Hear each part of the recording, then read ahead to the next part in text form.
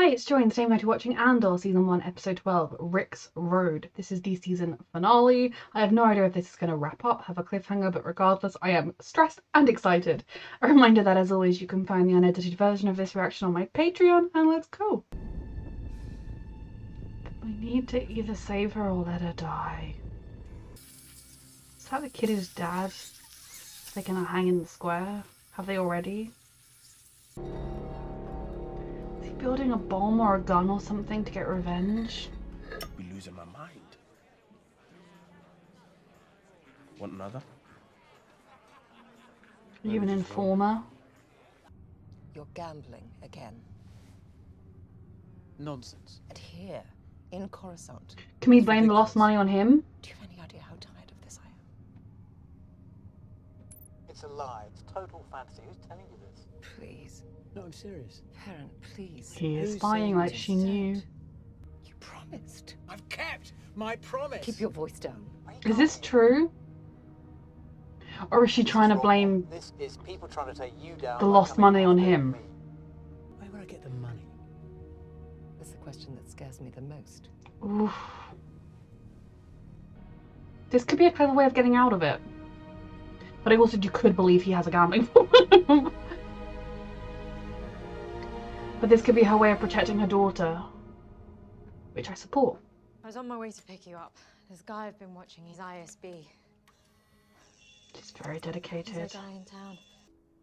Why are you here, you idiot? I know why you're here.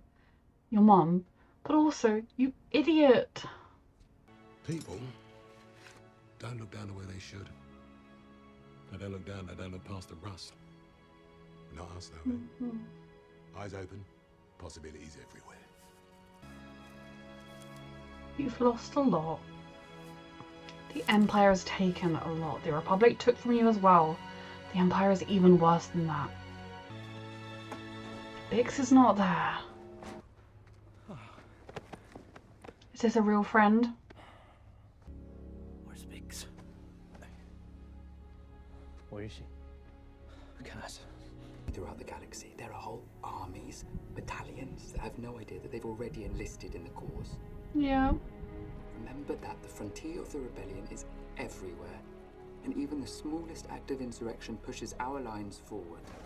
Tyranny requires constant effort. It breaks, it leaks. You know what you want to do. Oppression is the master. The day will come when all these skirmishes and battles, these moments of defiance, will have flooded the banks of the Empire's authority, and then there will be one too many. One single thing will He's break right. the siege. Where would I get the money? That's what scares me the most. That's right. Word for word. Was she more angry about him lying or the possibility of gambling debts? Is that how she's going to explain it? It's not good, but it's not the truth. You can close out your Anto-Krieger files. How many intact? Still counting the bodies. It's over. They walked right into it. It was over before they started. You get nothing from a dead body.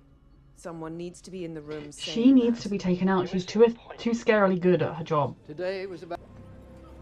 You hurt the droid, I hurt you. The last time I saw her, we argued. I told her I was coming back. Stop. I never should have left that morning. Stop. You had no choice. She told me you'd say all this. Tell him none of this is his fault. It was already burning. He's just the first spark of the fire. Tell him he knows everything he needs to know and feels everything he needs to feel.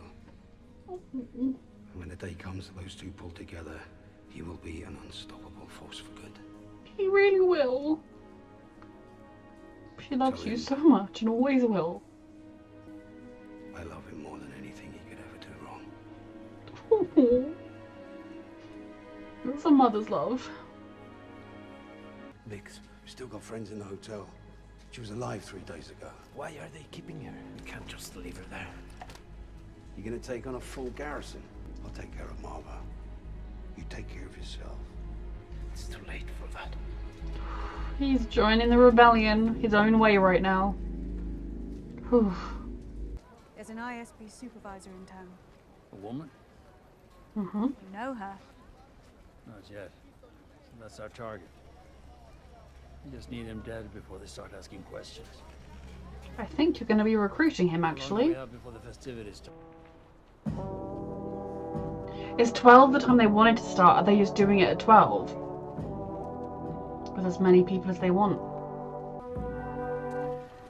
Very stressed. I want everything out here. Show of force immediately. It's a funeral. It is also an act of rebellion, but it's a funeral. Yep. He is here to shoot you. Everyone is here for you, sweetheart. Everyone is fucking here. Oh. If anything happens to this droid. So, she's here. You're obsessed, you weirdo.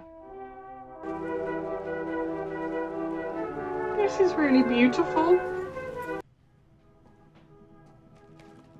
Very stressed. Feel as if I can see him. The moment they pulled away, we forgot them. Because we had each other. We had Ferrix. But we were sleeping. So many in the galaxy are sleeping. There is a wound that won't heal at the center of the galaxy. There is a darkness reaching like rust into everything around us. We let it grow, and now it's here. Yeah, it's bitch. Here, and it's not visiting. It's easy for the dead to tell you to fight. And maybe it's true. Maybe fighting's useless. This is very... Perhaps it's too late. A lot. If I could do it again, I'd wake up early and be fighting these bastards. Don't hurt the droid. From the start, fight the Empire. How dare you murder this man? Fuck. I'm scared of what the repercussions will be, but also this needs to happen across the galaxy. Hopefully the distraction will help him get to Biggs.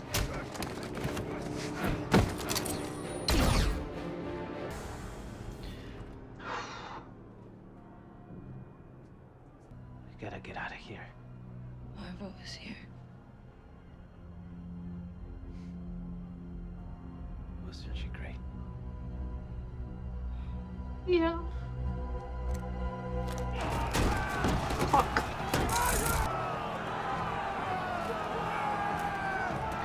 How control over Ferrix isn't doing so great, is it? Oh, child, what are you doing? Oh.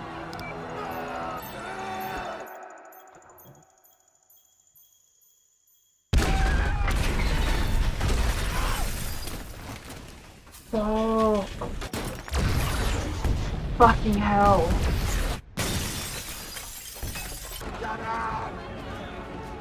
Oh, kid. Run, child, run.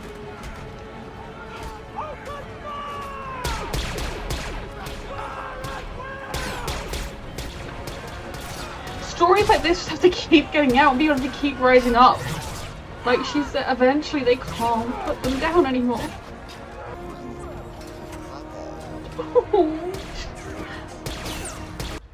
Are you doing here?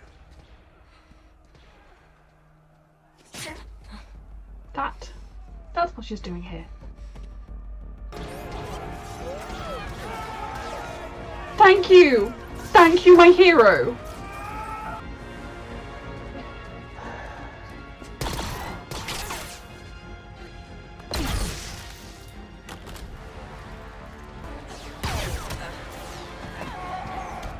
If only that, whatever it was, had killed her.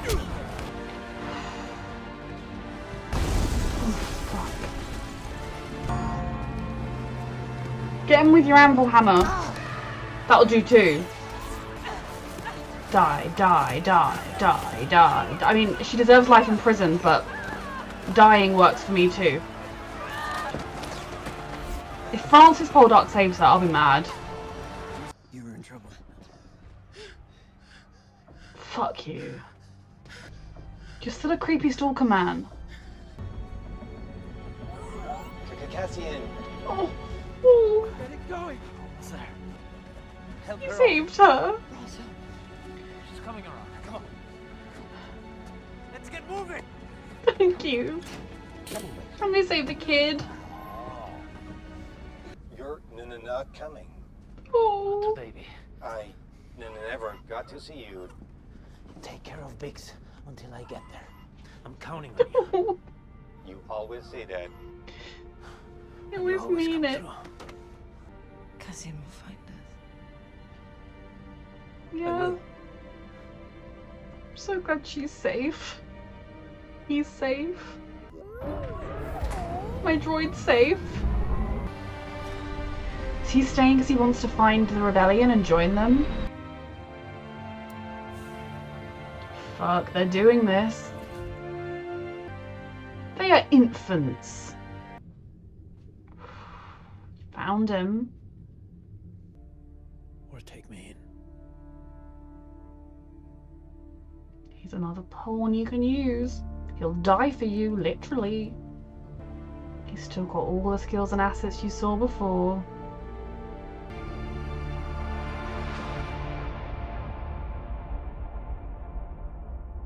Whew. Okay, so my favourite parts of that episode were that Bee, Bix, and the kid were all safely evacuated. And, you know, yes, I'm aware that the Empire is far-reaching. They aren't necessarily safe, but as far as I'm concerned, they're safe. Nothing bad will ever touch them ever again, that they are safe.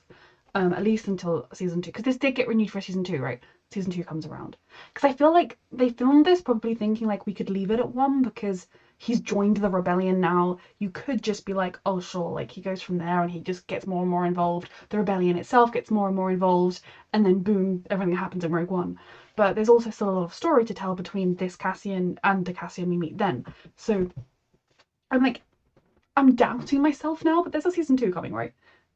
This was a really, really fantastic end. Everybody converging on Ferrix, this planet that has been so very central.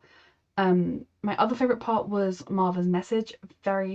She wanted to be part of the rebellion even though she was old, and she found a way to make her message heard. It's awful that it led to a lot of people being killed, but they needed to wake up. And that's something I've been saying, that the danger of the world, one of the biggest dangers in life is, it's like that poem, isn't it? Like first they came for X and then they came for X and I didn't say anything, and then they came for me and there wasn't like, when you aren't personally suffering, when you're kind of being left alone, you might hear vague stories of, oh, did you hear the Empire did that awful thing on that planet, like two galaxies, it's like 2 systems away, and you'd be like, oh, that's terrible. Oh, what's the price of wheat? It is very easy to be complacent and to do nothing. And then as individuals, it is very easy to feel like, well, even if I wanted to do something, what could I do? But you have to do something. And we really saw Ferrix take note of that. And across Rebels, we saw more and more planets doing that same thing, and that is ultimately what cripples the Empire. Yes, it is the big missions, it is taking down the Death Star, it is all of the big deal things that they do in the movies, but none of that would be entirely, and like, I guess killing the Emperor and whatnot, but like, the Empire was already doomed. That was just kind of the killing blow. It maybe would have been a longer, more protracted battle, and would have ended up with either them ruling over a very, very small, diminished galaxy of corpses, or the rebellion winning. So that, it was hard to watch when they opened fire. It was hard. I mean, I don't think he knew the bomb would explode quite as big as it did. Of course, they'd retaliate, but it was necessary in so many awful ways. And that's something that I think this show is really hitting home, is that sometimes to make change, sometimes for a revolution to happen, suffering is needed first. And other worlds will hear from survivors, did you hear what happened on Ferrix? And that will ripple through. Now the Empire can try and spin it, I guess, their own way, but ultimately the Empire fucked up. You know, this funeral happened, Cassian came and went, he was spotted and then he left. I suppose that they could try and argue he was never there. They lost a prisoner that they were holding for information. Like, it didn't go well for them. They didn't even catch the kid that threw the bomb. You know, there was a lot. That is not a good PR moment. And for old Deidre, I'm sure next time she's at the ISB headquarters, she is going to be 10,000 times more focused, because she strikes me as the kind of person that there's an attempt on her life, she's now even more dedicated to eradicate everybody who even looks at her wrong. but at the same time, she majorly fucked up. And she pushed so hard to be given ferrets, and then this happens on her watch. So that will be interesting in season 2, because I assume we'll still explore them.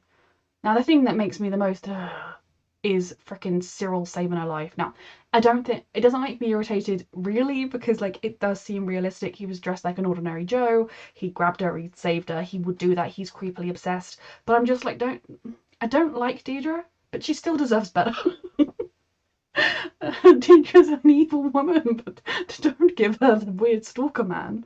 I've no idea where all this is going to go going forwards, and I'm just so intrigued with how they're going to shape it all out.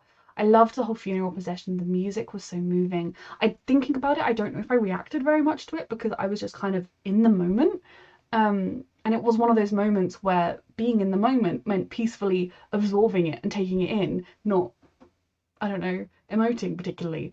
The music was so beautiful, and seeing the way Bix was reacting to it was beautiful and heartbreaking. Knowing that Cassian was there, and her last message to him about how she knows that when two parts of him to come together, he'll be such a force for good, and that she loves him more than any wrong she could do. Just, he needed to hear that. And there are just some really good people. And I think shows like this, as much as they show you the morally grey side of rebellions and revolutions, they also show you the reason they are so fiercely necessary, and they show you that there are very, very good people willing to sacrifice a lot for this and for each other, and that is why ultimately the Empire will be doomed to fail. We can hope. Also, Mon Mothma is just going to marry her daughter to the son of a thug. The whole thing with her and her husband's gambling debts. Now, her husband strikes me as a man who probably has gambling debts.